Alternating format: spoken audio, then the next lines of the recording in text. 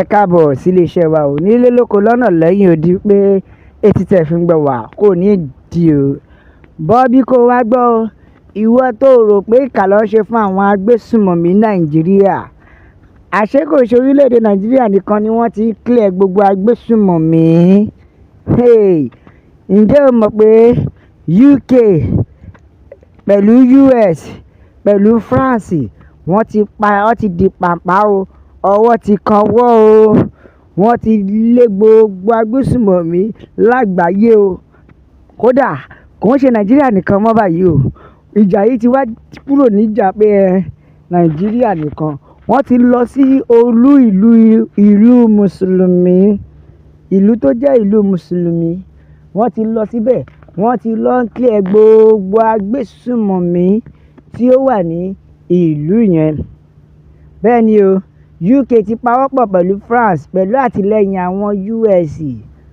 Wọ́n mà ti lọ ju àdó olóró sí àwọn ìlú Mùsùlùmí mẹ́ta o, tó dẹ̀ jẹ́ pé wọ́n ti fi ń clear àwọn agbésùnmọ̀mí tó wà níbẹ̀ nítorí wọ́n fura sí ìlú yẹn lórí ọ̀rọ̀ jihadist. Wọ́n ti pawọ́pọ̀ in conjunction pẹ̀lú US. Wọ́n ní àwọn ò fẹ́ jihadist. So fúdìí èyí kò ṣe Nàìjíríà nìkan o ni wọ́n ti ń pa àwọn agbésùnmọ̀mí tó láwọn fẹ́ stop jihadist.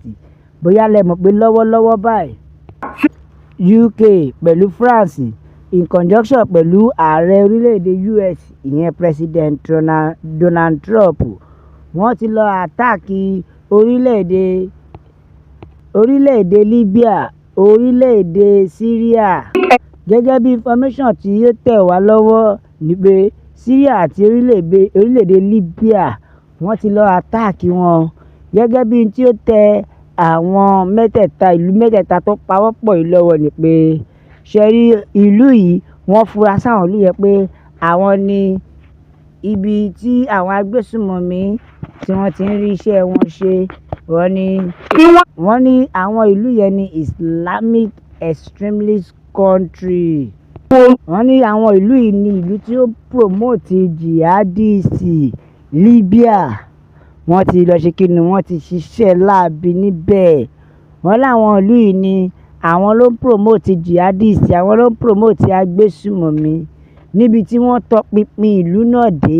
Kí ẹ dẹ̀ mọ̀ pé orílẹ̀-èdè US wọn ò kí ń mọ̀mú lómú. Wọ́n máa rí pé àwọn ṣe ìwádìí yẹn dáadáa kí wọ́n tó gbé ìgbésẹ̀. Lára ìwádìí tí wọ́n ṣe ni pé wọ́n discover pé àwọn ìlú yìí àwọn ló ń fún àwọn agbésùnmọ̀mí ní weapon, àwọn irinṣẹ́ oríṣiríṣi. Wọ́n discover pé ìlú yìí ni wọ́n store irinṣẹ́ oríṣiríṣi sí. Abẹ́ ìlú yìí ló ń kó irinṣẹ́ oríṣiríṣi sí tí wọ́n ń gbé fún àwọn agbésùnmọ̀mí láti máa hùwà láabi. Iṣẹ́ pọ̀pọ̀lọpọ̀ a máa wò pé ibo làwọn aráabí ti ń rí ìbọn pẹ̀lú gbogbo bí wọ́n ṣe ń ti bọ́dà tó. Àṣé àwọn ìlú tá a fura sí yìí náà ní Syria pẹ̀lú Libya.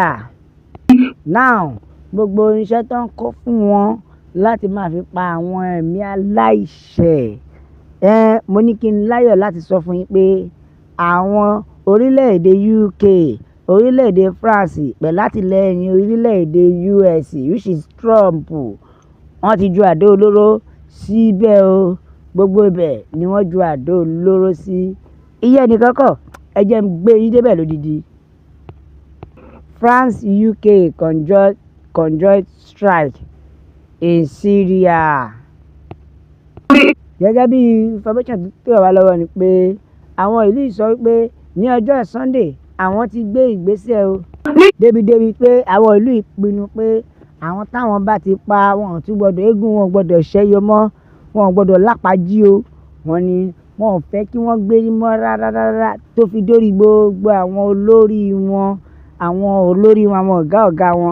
Ẹ bá mọ̀ pápá rí underground facility tó tún ń bẹ ní Syria ni a tún gbọ́ wípé wọ́n tún ju àdó olóró sí. Ìyẹn ní ọjọ́ Sátidé, alẹ́ Sátidé ni wọ́n jọ pinnu pọ̀ tí wọ́n sì carry out iṣẹ́ náà ní kùtùkùtù ọjọ́ Sunday. ìyẹn underground tó ń bẹ ní Syria tó dẹ̀ jẹ́ pé ibẹ̀ ni àfúrásì àwọn agbésùnmọ̀mí tí ń kó irinṣẹ́ jáde. Ṣé mọ̀ pé àwọn ọ̀pọ̀lọpọ̀ èèyàn fojú sí Syria yẹn lára? Wọn ò fojú sí Syria lára. Ibẹ̀ làṣírí ti tú. Ṣé dẹ̀ mọ̀ pé US wọ́n fura pé ibẹ̀ ló ti ń kó irinṣẹ́ fún àwọn agbésùnmọ̀mí. Ṣé wá rí ibẹ̀ ló wá ju àdó olóró sí. The matter just dey clear ni ọ̀rọ̀ náà ṣẹ̀ṣẹ̀ ń lójú túbọ̀ ni. Nítorí níbi tí wọ́n máa fa ọ̀rọ̀ yìí dé, ṣe rí àwọn tó sọ pé ká má pín yẹn nígbà tí ìyà bá mú wọn dáadáa wọ́n á pariwo pé divide Nigeria. Àwọn northerners tó ń pariwo pé rọ́ o àwọn ò fẹ́ ká lọ yẹn nígbà tí ìyà bá tó ìyà dáadáa àwọn gan ni wọ́n mọ bẹ̀bẹ̀ pé ẹ dákun ẹ pín orílẹ̀-èdè ẹ jẹ́ ká máa lọ wọn ò lè mú mọ́ra mọ́.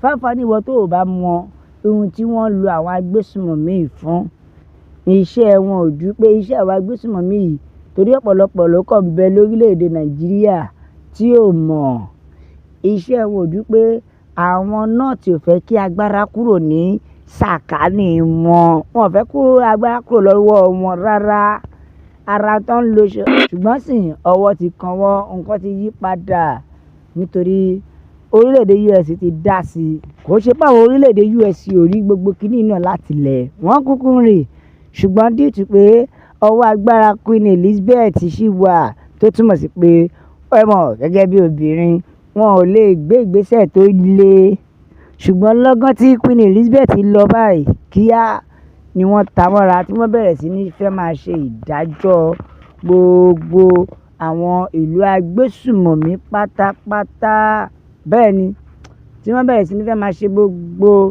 ìdájọ́ wọn ẹ wo ẹ jẹ́ ká àtẹ̀jíṣẹ́ àwọn èèyàn ká tó máa lọ bẹ́ẹ̀ lélẹ́yìí sọ̀rọ̀ ìyẹn Síkírù ó ní God bless Donald Trump o God bless America Israel náà kudos fún yín nítorí àwa gbọ́ ti gbà pé break up is the only solution to this country called Nigeria bẹ́ẹ̀ ni o no going back Yorùbá nation ló lè ṣe é ẹ má dẹ̀ gbàgbé o wípé àwọn mùsùlùmí Ìlọrin wọ́n ìgbégbésẹ̀ kan tó jẹ́ àwọn Yorùbá tí wọ́n ju iná sí ilé ìyá babaláwo látàrí pé wọ́n ní kó fi ẹ̀sìn ẹlẹ̀ tí ò fẹ̀sìn sílẹ̀ kò sí wàhálà una mind no go touch ground mo mọ̀ pọ́kàn yìí ò ní balẹ̀ báyìí nítorí Trump ti gbé ìgbésẹ̀ tó le lórí gbogbo wọn.